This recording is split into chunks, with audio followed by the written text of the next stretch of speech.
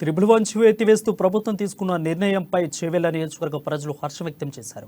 30 ఏళ్లుగా అభివృద్ధికి నోచుకొని తమ ప్రాంతం ఇప్పుడైనా అభివృద్ధి చెందుతుందని ఆనందపడుతున్నారు.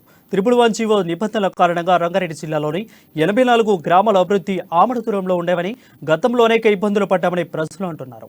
ఈ సందర్భంగా పొద్దుటూరు మాజీ ఎంపీటీసీ బొల్లార వెంకటరెడ్డి మాట్లాడుతూ త్రిబుల్ వన్ జీవో ఎత్తివేతతో 84 గ్రామాల రైతులు ప్రజలకు ఎంతో మేలు జరుగుతుందని, దీనికి సహకరించిన వారందరికీ కృతజ్ఞతలు తెలిపారు.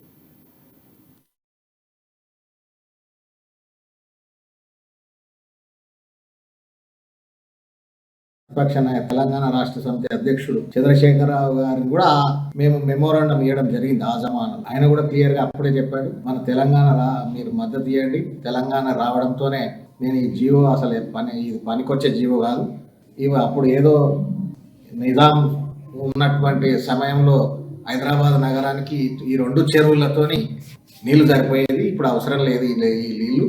దీన్ని మనం టూరిజం కింద చేసుకొని మనం దీన్ని మొత్తాన్ని తీసేసి మీ యొక్క సమస్యని పూర్తి స్థాయిలో పరిష్కరిస్తారని ఆ రోజు మాకు హామీ ఇవ్వడం జరిగింది. ఆయన ఇచ్చిన హామీ ప్రకారం ఈ రోజు దీన్ని తీసేయడం వల్ల ఈ 24 గ్రామాలలో ఉన్నటువంటి ప్రజలు చాలా సంతోషంగా ఉంటారు.